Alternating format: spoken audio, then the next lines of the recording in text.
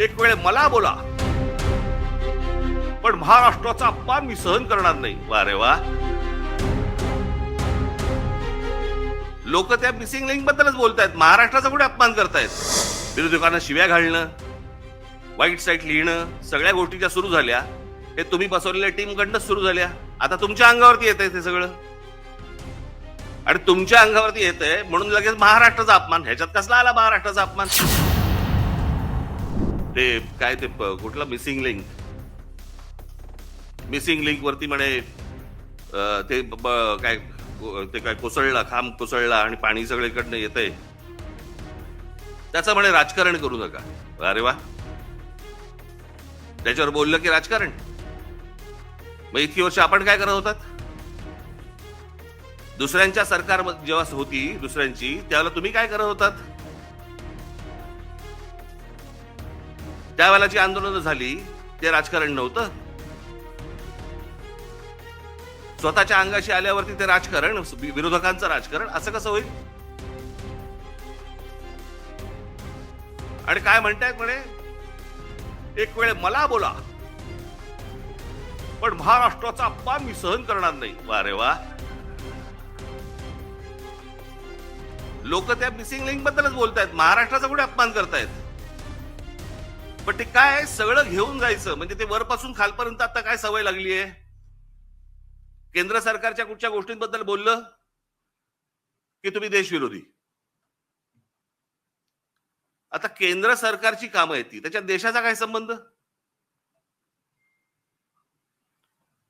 आता missing link बद्दल बोललं तर ह्याच्यात महाराष्ट्राचा अपमान कुठे आला?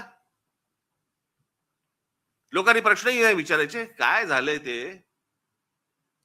इतके दिवस जे मोबाईल फोनवरनं विरोधकांना जे करत होते ना, शिव्या घाल, वाटेल ते बोल, हे जे सगळे त्यांच्या ठेवलेल्या टीम्स आहेत ना, हे जे सगळं सुरू होतं ना ते आता अंगलट आलंय. आता ह्यांच्या दामदुपटीने ह्यांच्या अंगावरती येत आहे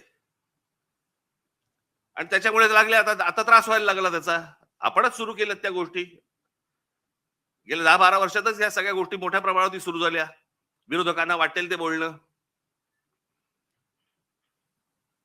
विरोधकांना शिव्या घालणं, वाईट साईट लिहिणं, सगळ्या गोष्टी सुरू झाल्या हे तुम्ही बसवलेल्या टीम कडनं सुरू झाल्या. आता तुमच्या अंगावरती येत आहे ते सगळं, आणि तुमच्या अंगावरती येत आहे म्हणून लगेच महाराष्ट्राचा अपमान. ह्याच्यात कसला आला महाराष्ट्राचा अपमान? राम मंदिराच्या चोरीबद्दल बोललो की म्हणे धर्माचा अपमान. अरे चोरी आहे ना ती, ह्याच्यात धर्म कुठे आला?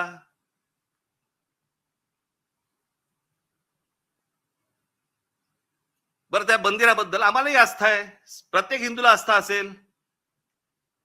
तिथे ज्या वेळेला 1400 कोटी रुपये ज्यावेळेला चोरले जातात, काहीही म्हणजे किती पडदा किती असावा यांच्या समोर.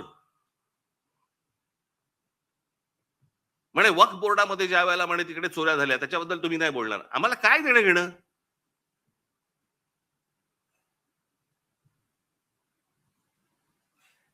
राम मंदिरामध्ये लोकांनी जे दानपेटीमध्ये टाकलं, जे श्रद्धेने त्या मंदिरासाठी दिलं, त्याची जर समजा चोरी होत असेल तर ह्याच्याबद्दल बोलणार नाही, बोलायचं नाही.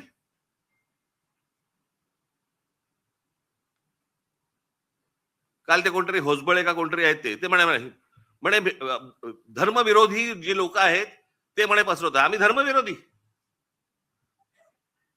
हा देश काय धर्मविरोधी आहे? तुमच्याकडे राम मंदिरामध्ये लोकांनी श्रद्धेने दिलेल्या गोष्टींची चोरी होते आणि हे सांगणारं कोण होतं? हे बोलणारं कोण होतं? भारतीय जनता पक्षाचा खासदारच पहिलं बोलला की राम मंदिरात चोरी झाली म्हणून. आम्ही बोललो? हा देश बोलला? इतर राजकीय पक्षाचे कोणी लोक होते ट्रस्टी म्हणून? तिथे ट्रस्टी कोण आहेत? 15 ट्रस्टी आहेत तिकडे. 15 ट्रस्टी पैकी त्यातले जवळपास 12 हे केंद्र सरकार नेमतं,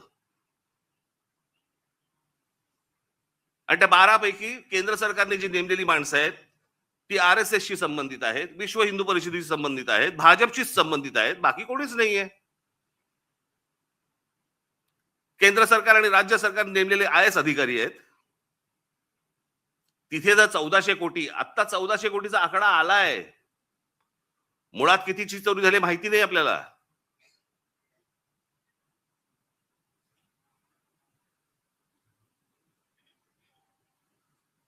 चोरी झाल्यावरती समजा असं पकडा, आत्ता दुसऱ्यांचं कोणातरी सरकार असतं आणि राम मंदिरामध्ये चोरी झाली असती, भारतीय जनता पक्षाने काय केलं असतं, RSSने काय केलं असतं, विश्व हिंदू परिषदेने काय केलं असतं? मोर्चे काढले असते, सगळ्या गोष्टी केल्या असत्या. त्याच्यात नाही राजकारण. आता तुमची सत्ता आहे म्हणून विरोधकांनी केलं की त्याच्यामध्ये राजकारण आणू नका म्हणे. आता त्या मिसिंग लिंकचं झालं, यांचा एक मंत्री म्हणतो ते नैसर्गिक आहे, ही गोष्ट नैसर्गिक आहे, त्याच्यामध्ये राजकारण आणू नका, हे लक्षात ठेवा. हे तुम्ही काय अमरपट्टा घेऊन आलेला नाही आहात. उद्या तुम्ही विरोधी पक्षात जाल आणि ज्यावेळेला अशा काही घटना घडतील तेव्हा तुम्ही राजकारण करू नका. तेव्हाही सांगा लोकांना की नाही नाही नैसर्गिक आहे. एक झाड पडून काय मुलगा जातो, काय माणूस जातो, एक मुलगा शाळेमधला मुलगा गटारात काय पडतोय, काय नाही म्हणे, नैसर्गिक आहे. नैसर्गिक? तुमचं सरकार आहे म्हणून सगळं नैसर्गिक, त्याच्यावर राजकारण करू नका, त्याच्यावर कोणी बोलायचं नाही. दुसऱ्या पक्षांची सरकार असली की हे यांचं राजकारण सुरू करणार, हा कुठचा प्रकार? त्या मिसिंग लिंकचा बाबा तिथे नशीब माणसं नाही मेली.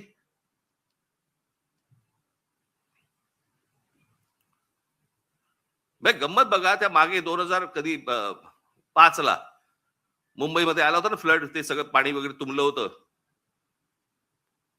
1000 मिलीमीटर पाऊस पडला होता, 1000 मिलीमीटर. काही 2-3 तासाच्या अंतरात त्याला मुंबईची ही हालत झाली होती. 1000 मिलीमीटर. आणि आता 300-350 मिलीमीटर पाऊस पडलाय. मुंबई तशीच तुंबलेलीच आहे.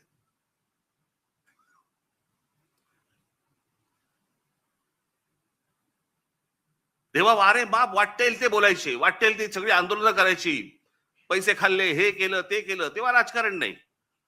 आता मुंबई तुंबली नाही, नैसर्गिक आहे.